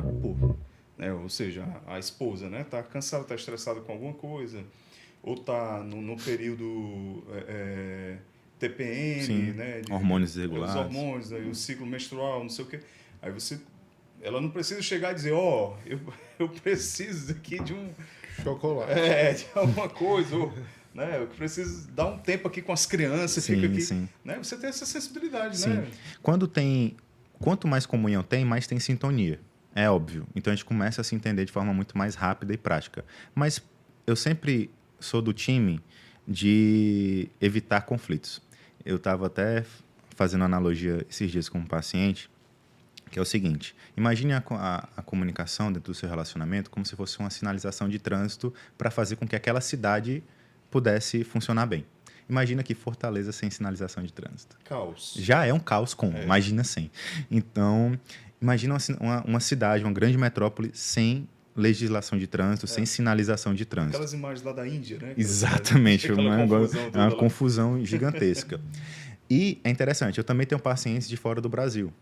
Já atendi gente... Hoje mesmo eu atendi um português que mora nos Estados Unidos, tenho pacientes poloneses que moram na Irlanda, brasileiros que moram na Inglaterra, na Dinamarca, já atendi angolano, várias gente do mundo todo. Canadenses também, pessoal lá do Canadá. E é interessante que todos esses países, se você olhar o semáforo lá, o vermelho, vai estar presente o vermelho, o amarelo e o verde, geralmente. E vermelho, amarelo e verde significa a mesma coisa em qualquer país. É universal. É universal, a linguagem signo, universal, é um exatamente. sinal universal. Se você vê o sinal, se você passar aqui, né, sair daqui do estúdio, parar no semáforo, qual é a cor que vai estar lá se você parar? Vermelho. É. Se você está chegando e está amarelo, o que é que você tem que fazer? Acelerar. Segundo- que dá tempo. Pisa que dá tempo, né? Mas qual o sinal amarelo? O amarelo significa o quê? Cuidado, Cuidado, atenção. atenção. E o verde, Aí segue. você pode seguir. Essa é a questão. Quando o casal chega em um nível de sintonia tão grande que ele consegue identificar os símbolos ali rapidamente. Tá vermelho o sinal da minha esposa, então, né, vou ter que parar aqui. Não, tá amarelo, cara, vou ter que ter atenção, vou ter que ficar com o radar ligado. Tá verde, vamos seguir. Segue. Só que numa cidade não funciona só com semáforos. Ela funciona com placas, placa, sinalização no horizontal, né? no chão, em todo tudo. lugar. É. E existe uma regra, não é bem uma regra, não é uma lei, na verdade, mas é uma orientação que nós escutamos na autoescola, que é para evitar acidentes. Já ouviu falar de direção defensiva? Direção defensiva é o quê, Neto, na tua opinião? Defensivo é você dirigir se antecipando aos fatos. Né? Exatamente, você dirige por você e pelo outro para Pelo evitar outro. conflitos, evitar danos, evitar um acidente, por exemplo. Vamos supor que eu estou aqui na avenida, né, eu vou cruzar aqui Antônio Salles, que é aqui do lado. Eu vou cruzar a avenida. Né? Antônio Salles só vem de lá para cá, não é isso? Descendo por Iguatemi, né? Isso. E aí eu quero cruzar Antônio Salles. É. Quero seguir aqui na rua. Vamos supor que eu esteja numa rua de mão dupla. E tem um último carro que vai passar para eu poder finalmente cruzar a avenida. Estou ali há meia hora esperando. Brincadeira. Mas estou ali um tempão esperando, mas só falta um carro. Esse carro, ele liga a seta para entrar na rua que eu estou. Seguindo a lógica, eu vou pensar o quê? Esse cara vai entrar. Vai entrar e eu posso E eu seguir. posso seguir antes dele entrar. Exatamente. Só que o que é que diz a direção defensiva? Eu espero concretizar o ato. Para ver se ele realmente entrou, se ele vai seguir. O que é que acontece se eu avanço ali a preferencial, esse cara mesmo dando sinal, ele bate em mim? Né? Então vai causar um acidente. Então, a direção defensiva, ela evita um acidente, evita um dano. E aí eu fiz uma analogia para a comunicação no relacionamento, para que a gente também tenha uma comunicação defensiva. Uma comunicação que evita e que antecipa as situações. Aconteceu uma situação comigo e com minha esposa lá em casa, há algum tempo atrás, que eu usei essa técnica de comunicação defensiva. Ela estava grávida dos gêmeos, e vocês sabem que barriga de gêmeos enorme, um pouquinho grande, sobretudo dos meus meninos, né? Porque, meu Deus do céu. Se tiverem puxado a ti, cara, pelo amor de Não, Deus. os meninos já estão mais pesados que a Elise, né? Ela tem 2 anos. Enfim. E eles nasceram com 3 quilos cada. Eita, compadre. Então, uma barriga gigantesca. E aí, já ali nos finalmente, a gente tinha saído para conviver com alguns amigos. E quando chegamos em casa, ela não pode ver uma cozinha bagunçada, ela quer arrumar, mesmo com barrigão. Então, já era, mesmo ela cansada, ela quis limpar a cozinha. Ou seja, eu casei muito certo. E eu aproveitei que ela foi arrumar a cozinha, eu pensei, cara, eu vou trabalhar um pouquinho. Não. Pior que eu nem jogo. Mas eu fui trabalhar. Não, cara, né? Virtuoso, né? Cara virtuoso. Eu fui trabalhar. E geralmente eu trabalho no escritório lá de casa. Certo. Peguei o computador e pensei, cara, eu tô tão cansado, acho que eu vou trabalhar no quarto. Peguei o computador do escritório e levei pro nosso quarto. Eu pensei, cara, eu vou botar uma musiquinha para eu ficar mais tranquilo, né? Para eu não... Já tô cansado mesmo, né? Para relaxar a mente enquanto eu trabalho. Na hora que eu sento na cama, coloco o fone de ouvido e a música começa a rolar, eu pensei, cara, a Thaís acha que eu tô no escritório, ela não sabe que eu tô de fone de ouvido. Se ela precisar de alguma coisa, ela vai começar a chamar e eu não vou escutar.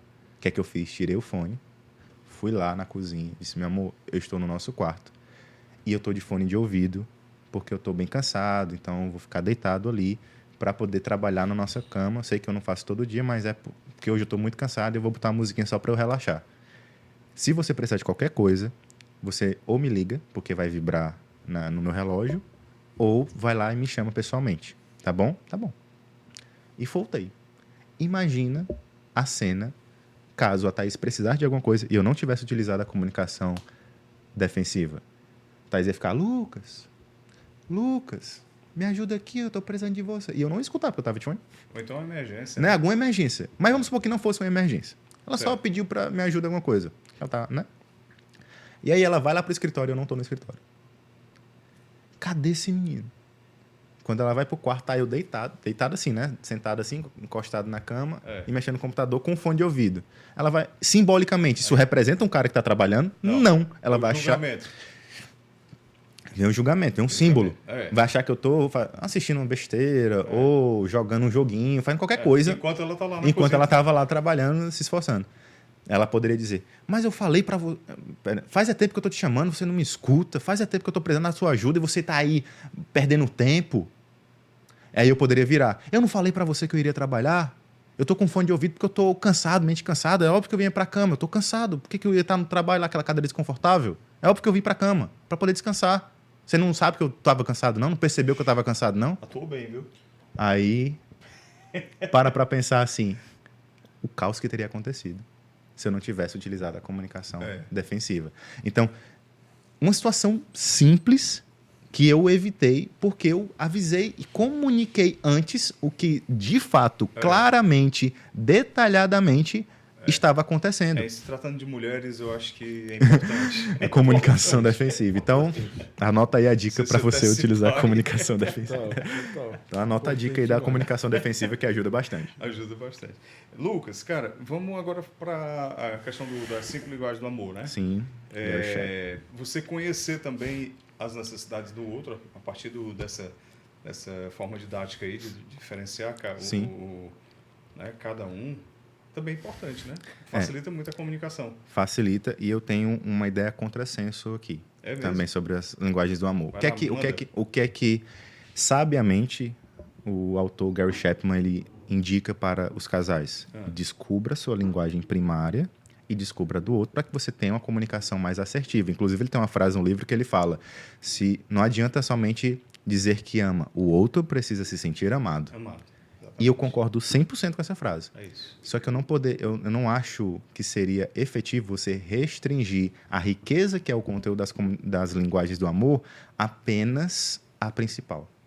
Sim, tem uma preponderante. Né? Isso, tem uma que se destaca. É que é o temperamento, né? Exatamente, mas o que é que eu vejo que funciona lá em casa e funciona com os meus pacientes? Não foca só na principal. Vai para todas. Executa todas as linguagens. É claro que existem tempos e tempos, situações e situações. Basicamente, antes de falar essa orientação mais ampla, vamos dizer quais são as 5, né? Para quem não conhece. Toque físico, palavras de afirmação, presentes, tempo de qualidade e atos de serviço. Essas 5, didaticamente, o Gary Chapman colocou como as 5 linguagens do amor, onde a pessoa vai se sentir amada por alguma delas. Toda mulher gosta do ato de serviço. Ato de serviço, presentes e presentes. A melhor dica que pode dar é fuja de casar com quem tem a principal linguagem do amor, o toque físico. É insuportável. Insuportável. Então bota ela pra você celibatária, que é muito mais útil. Foge dessa pessoa. Ela é uma pessoa muito boa, mas é toque físico, acaba. É a melhor dica que você vai ter na sua vida. Fuja dessa pessoa que é carente. Fuja. Eu sei que a sua esposa é muito afetuosa e ela é muito não carinhosa. Não é toque físico, graças a Deus. Não é toque físico. Mas o toque físico é interessante a gente pensar, porque às vezes a gente pensa o toque físico apenas como grude. Né? Grude, é meloso. Né? Esse toque físico realmente... Quer um abraço, cara? Não. Não. Sim, evita. Tanto por isso que o Pedro só toca na mão quando a gente chega. Agora e olhe lá. A gente faz só assim, ó. Boa noite. Né? Mas assim, o toque físico ele não se manifesta somente no grude, aquele pé. Eu também não gosto muito, modéstia à parte. Né? Mas sou suspeito em falar. Mas às vezes, em determinadas situações, o toque físico ele é essencial, sobretudo no ato conjugal. Não, né? não, aí é Exatamente, loucura, né? é isso que eu tô falando. O toque físico, ele não, embora você não goste tanto daquela linguagem, mas se ele é aplicado de forma intencional em uma situação que gera mais comunhão entre vocês, é ótimo. Sim. Por exemplo, a Thaís não tem como linguagem principal o toque físico, mas se eu passar na cozinha, ela estiver lavando a louça e eu fazer tipo um cafuné, ou então coçar as costas dela ali de forma carinhosa, ela vai gostar. Entende? Vai aliviar um pouco a tensão. Se eu fizer uma massagem. Tipo, não necessariamente a linguagem principal, mas é efetivo. Então, quando eu entendo essas peculiaridades das linguagens do amor, eu sei utilizar todas no momento certo. Talvez se a gente tiver... Tipo, a gente não assiste filme grudado. Tem o sofá lá em casa, fica de um lado, eu fico do outro. A gente não fica encostado no filme. Mas não quer dizer que em outros momentos a gente não tenha o toque físico. E precisa ter. E o que dizer daqueles casais que até pra fila da comunhão vão se abraçando? Não, aí... Carência. Talvez um nível exagerado, né? Mas assim, se você realmente... Aí vai de casal para cada casal, né? Eu não sou casado com essa pessoa, então para mim tá tudo certo. Então assim, se vocês gostam de se tocar e tudo, ficar abraçado, tudo bem, mas também saibam em que momento vocês estão vivendo e manifestando essa linguagem do amor. Tem casal que, por exemplo, gosta de... Vamos usar aqui, atos de serviço. Não necessariamente você tem que fazer ato de serviço em público todo dia para a pessoa se sentir amada. Você pode fazer somente em casa. Vou lavar a louça, vou dobrar, vou fazer aqui alguma coisa e outra para poder a pessoa se sentir amada. Presente. Não precisa fazer uma serenata de amor, né? E pegar ali um buquê de flor e entregar na frente de todo mundo. Não necessariamente precisa disso. Mas o fato é, você entender que a intimidade do casal precisa ser preservada e é ali onde há o maior grau de comunhão, né? Você entende que aquelas 5 linguagens, elas se manifestam nessa via de comunhão. Em alguns momentos a gente manifesta fora. Por exemplo, tá na missa, fica de mão dada, tudo normal, né? Você ficar ali abraçado. Ou andar no shopping de mão dada, por exemplo. Ou então, você tá ali numa loja e a esposa foi comprar só um vestido e você dá ali um brinco, um colar na hora ali de surpresa, ela não estava esperando. Ou então você vai lá... né? Uma Swarovski, né? uma mais simples assim, né? Dá dica, não. Enfim, você dá algo de surpresa ali, né? Pra ela. A Thaís, assim, ela gosta muito de presente. E para uma pessoa que gosta da linguagem de presente, ela não quer só ganhar algo caro. Ela pode ganhar algo mais simples. Às vezes significado. Cara, um cartão escrito à mão com chocolate. Foi o que eu dei para ela no dia do casamento. Pronto. Eu combinei com meu cunhado. Dia do casamento? No dia do casamento. Só não pode deixar ela descobrir que quem escreveu foi o ChatGPT. Na época nem tinha. Quando eu casei não tinha ChatGPT. Meu amigo Chat. Né? Assinado Chat. Assinado Chat, né? É a linguagem bem artificial, né? É com este agrado que eu quero lhe demonstrar toda a manifestação do meu amor por esses anos. Neste dia. Enfim.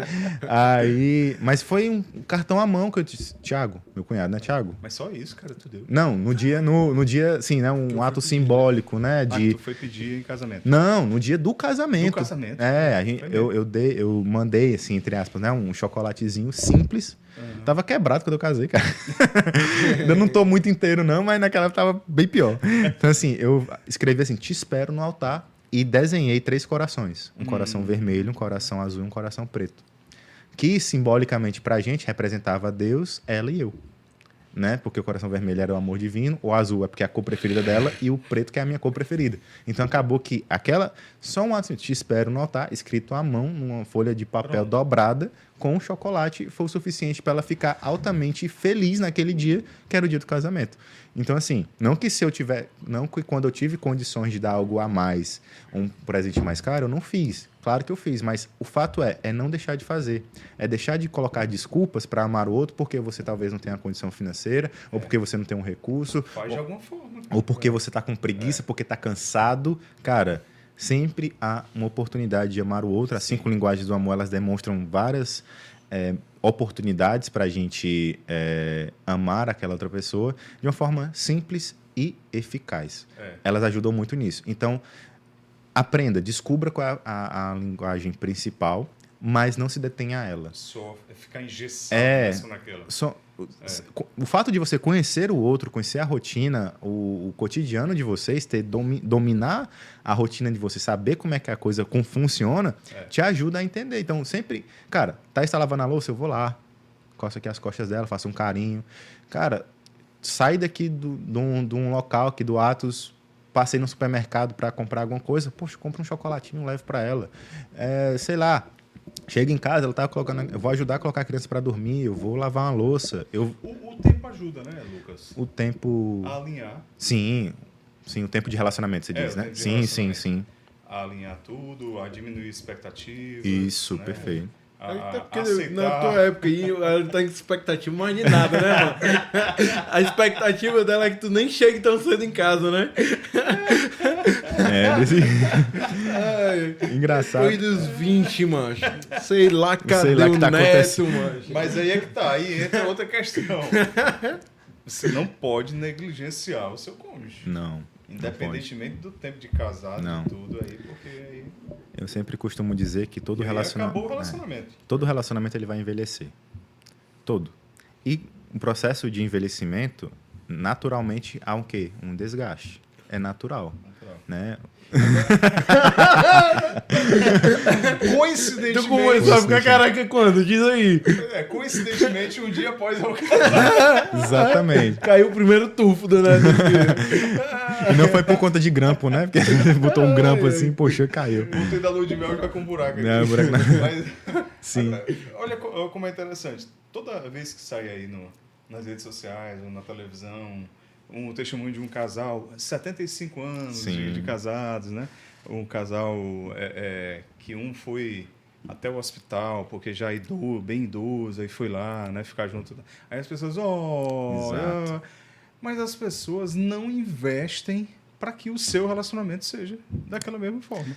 Não que seja um perfeito, mas que construa, né? Construa para que ele seja longevo. E você tente transpor, né, as barreiras que são criadas, né? Construir pontes da comunicação. Sim, a comunicação ela vai gerar comunhão, de novo. Exatamente. Quanto mais comunhão, mais longevo é o relacionamento. É interessante quando o último pilar da comunhão, ele tem como o principal ponto da koinonia em grego significa comunhão, ela tem um aspecto fundamental do legado. O que é o legado? É aquilo que vocês construíram juntos que vai ecoar pela eternidade. Um spoiler, tá, gente? A gente vai passar, tá, daqui dessa vida. E aquilo que nós deixamos vai perdurar. E aí, eu queria dar não é bem um testemunho, não um testemunho, é um relato, né? De uma experiência que eu tive neste final de semana. Eu vou ocultar alguns detalhes, porque a pessoa não é meu paciente, eu encontrei ela em um ambiente público, tá? Mas era um senhor dos seus 70 anos, mas não aparentava ter 70 anos. Assim, bem cuidado, cuidava da sua saúde, roupa bem legal, assim, se vestia super bem. Só que depois de tanto tempo atendendo pessoas, você começa a ter uma leitura sobre a pessoa ali, né? Aí ele se aproximou da gente, porque quando eu tô com a Thaís e com os gêmeos naquele carrinho duplo, tem a Elise e a Thaís tá grávida, aquilo ali chama atenção, é quase um evento, né? Então, em todo lugar, seja shopping, missa, onde a gente está em um ambiente público, a gente passa com o carrinho, que já é uma coisa meio exagerada, assim, é uma coisa diferente, já chama atenção. Então, este senhor, vamos colocar assim, se aproximou para falar com o Tomás, que é o menino que estava em cima, né? Começou ali a fazer carinho e tal. Claro, falou com a gente, é óbvio, né? Foi mal educado, assim, né? Então, ele chegou lá conversando, brincando e tal. E aí, brincando, assim. E eu já notei que ele era uma pessoa que estava carente afetivamente, agitado interiormente, porque você via a forma com a qual ele brincava com o menino. Tipo assim, quase que desejando que a criança desse algum feedback positivo para ele, que ele estava gostando. Meu menino tem 11 meses, né? Então, assim, ele brincando e tal, assim, que, eu tenho um neto também e tal, não sei o que, tal. E netos já mais velhos, né? Porque ele já tinha 70 anos, embora não aparentasse, mas já tinha 70 anos, então já tem netos de adolescentes, quase adultos já. E aí ele falando e tal da vivência lá com os netos e tal, aí eu olhei para a mão dele e eu vi que estava sem aliança. E aí a gente conversando, depois vocês moram aqui perto? Não, a gente mora aqui perto. Não, eu também moro aqui perto, tal, não sei o quê. Meus filhos, alguns moram aqui perto, mas meus filhos não moram aqui muito perto, né? Aí eu falei, você tem quantos filhos? Aí ele falou, tantos do primeiro casamento, tantos do segundo casamento e tantos filhos do terceiro casamento. Mas hoje eu moro aqui, né? Tô solteiro, moro sozinho mesmo, assim. E aí foi onde caiu a ficha. Agora eu entendi, porque aquele homem estava apresentando aquele comportamento. Você olhava no olho dele, você via uma pessoa que estava mal. triste por dentro, porque parece que não conseguiu se conectar e entrar em comunhão com uma pessoa só, digamos assim, para viver o resto da vida junto com ela. E chega no final da vida, a gente olha para trás, o que foi que eu construí? 3 casamentos, filhos que não estão próximos a mim, e eu fico mendigando o afeto e a presença de outras pessoas, porque no local que a gente estava, ele não costuma ir assim, no lugar que ele vai para ver pessoas, porque ele se sente sozinho. Então eu vi, e aí logo em seguida ele saiu e foi para casa, e nós ficamos lá nesse local, e eu vi assim, ele indo assim, meu Deus, né, para onde é que ele vai agora, né? Ele vai entrar na solidão dele de novo ali, porque não teve atenção para o legado. Este é um caso triste que a gente olha, mas também tem os casos bonitos que o Neto acabou de citar, aquele casal velhinho, já o cara levando flores, indo para o hospital, e a gente vê a grande diferença dos dois. Um conseguiu se comunicar bem no seu relacionamento e foi fiel ele até o fim. Eu dou exemplos todo lugar que eu vou do meu avô, que ficou até o final da vida com a minha avó, 56 anos de casado, minha avó faleceu em 2015, e ele ali dedicando amor a ela todos os dias, entrando em comunhão com ela todos os dias.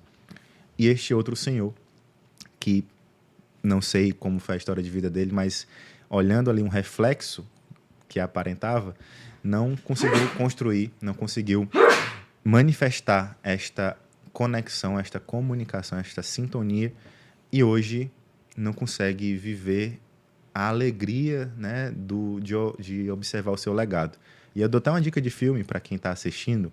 Procure no Google, aí, em alguma plataforma de streaming, o filme Os Fantasmas de Scrooge. Não sei se vocês já ouviram falar. É um filme de Natal. Em inglês é A Christmas Carol.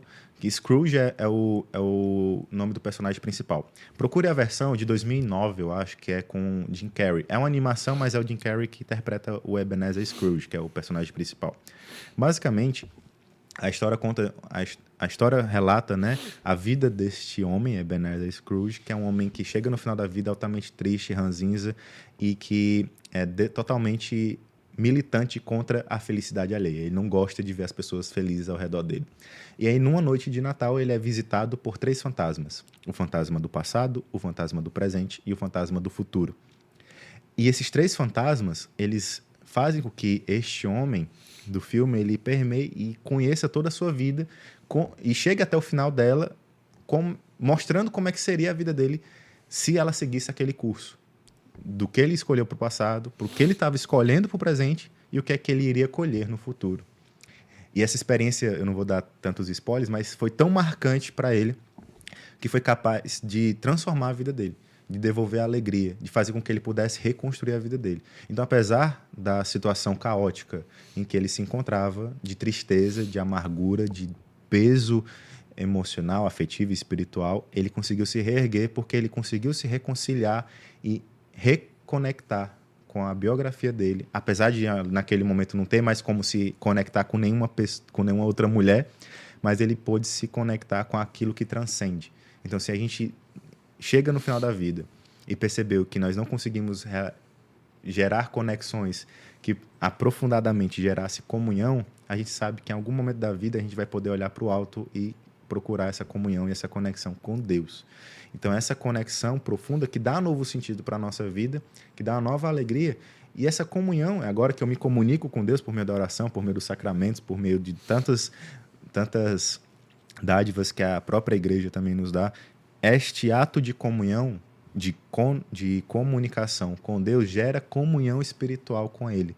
E essa comunhão espiritual com Deus também me faz, hoje, agora, trazendo para a nossa vida atual, transbordar este amor que eu recebi de Deus para minha esposa, para os meus filhos, para as pessoas que eu atendo, para os meus parentes, para os meus familiares.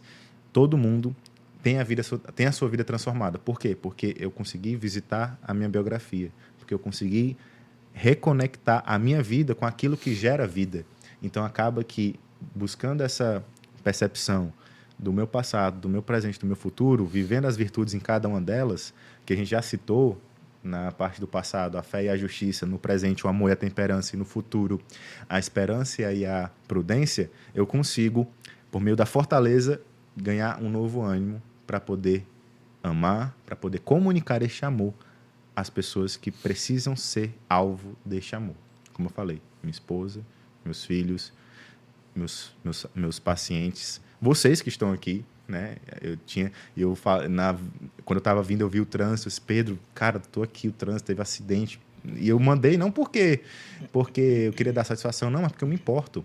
Porque eu queria, ou seja, me comuniquei com vocês, dizendo assim, cara, tô aqui no trânsito, mas tô indo. Então, essa comunicação... Eu poderia muito bem chegar aqui 6h15 e dizer assim, poxa, cara, tô aqui, né? Vamos começar e tal. Não, sem dar satisfação nenhuma. Não, mas este se importar faz com que você, de fato, tenha o que dar para as pessoas. Eu só consigo dar aquilo que eu tenho. E aí vem aquela cena do outro filme, que é um filme muito famoso no campo dos relacionamentos, que é A Prova de Fogo, que conta lá a história do bombeiro Caleb, a sua esposa Catherine, que estavam numa crise conjugal. E ele faz o desafio do amor de 40 dias. E chega um ponto que ele está exausto e não quer mais fazer o desafio, porque ele não estava tendo um feedback, não estava tendo retorno, ele estava fazendo o que deveria fazer, mas não estava recebendo nenhum tipo de feedback sobre aquilo que ele estava executando de ação. E aí, no encontro e numa conversa com o pai dele, ele fala que como é que eu vou dedicar amor para uma pessoa que só me despreza, que me ofende, que negligencia tudo aquilo que eu faço para ela. Aí o pai dele se encosta assim numa cruz de madeira e diz, é uma boa pergunta. Não tem como a gente dar aquilo que nós não temos. Então, a partir daquele momento, foi o ponto de virada do Caleb para entender que ele só conseguiria comunicar amor para sua esposa se antes ele se comunicasse com Deus para experimentar deste amor. Então, ele comunicando-se com Deus, entrando em comunhão com Deus, ele conseguiria entrar em comunhão com a sua esposa. Então, aqui, entrando no fechamento, digamos assim, deste ponto da comunhão, se eu quero ter um relacionamento duradouro, que supera todas as dificuldades, que supera todos os desafios, as crises, os desgastes, os descontentamentos, mas também vive inúmeras alegrias, mas eu só consigo chegar até lá, superando tudo isso, se antes eu entrei em comunhão com Deus. Se antes eu me conectei comigo mesmo, se eu reparei as minhas ações, se eu me arrependi, se eu pedi perdão e eu, de fato, fiz atos de reparação para com isso, para recuperar a admiração pelo outro e entrando em comunhão com Deus e com a minha esposa. E assim eu consigo, de fato, comunicar e manifestar um amor que leva para a vida toda. Maravilha. Muito bom, Lucas. Obrigado, viu? Muito obrigado mesmo. Fechou. Fechou. Não tem mais o que dizer, não. Não, tem mais nada não. Vamos para casa agora. Pegou todas as dicas aí, Pedro? Peguei. Lavar a louça. Agora, né? Lavar a louça. Tirar a roupa da toalha da cama. E não se relacionar com quem tem toque físico como linguagem toque principal. Toque físico como linguagem de amor. Não resmungar. Entender que relacionamento é feito de duas coisas, no final das contas, né? Beleza e paciência, né? Se der certo, beleza. Se não der, é paciência. Exato. Paciência. Então, agora faz o código assim, esse foi o resumo. E a última palavra é da esposa. Exatamente. Sim, cara. Exatamente. Morreu. Isso mesmo. Feliz do homem que tem uma mulher pra mandar nele. Muito bom, cara. Lucas, valeu, obrigado. Eu que agradeço o convite mais uma vez. Fico à disposição sempre que tiver a necessidade ou uma realidade para partilhar sobre relacionamento ou sobre outra realidade, né? Estarei aqui à disposição.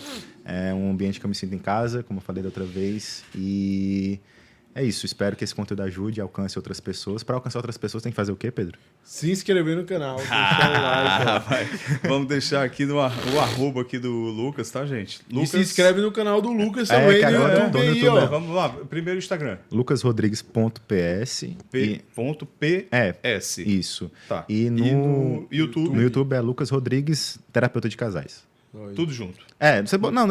Você escreve, você pesquisa lá, entendi. vai ter que aí vários conteúdos sobre comunicação, sobre vida a dois, você vai encontrar lá também exercícios práticos, mecanismos, sempre da forma mais didática possível para que você possa implementar o quanto antes. Show de bola. Meu amigo, se você não aprender a conviver com a sua esposa, seguindo as dicas do Lucas, aí, meu amigo, não tem mais jeito para você não, viu? Ou então marca o acompanhamento que a gente vai... marca o acompanhamento aí, tá bom? Vamos deixar aqui todos os links, tudo aí do Lucas, a gente vai deixar aqui, pode acessar aqui na descrição. Valeu, Lucas. Obrigado, gente. Obrigado, hein? Forte abraço. Pedro, aí a galera faz o quê? Deixa o like, se inscreve no canal, ativa o sininho, compartilha aí quem precisa saber desse conteúdo maravilhoso que tá por aqui, hein? Valeu, gente. Até a próxima.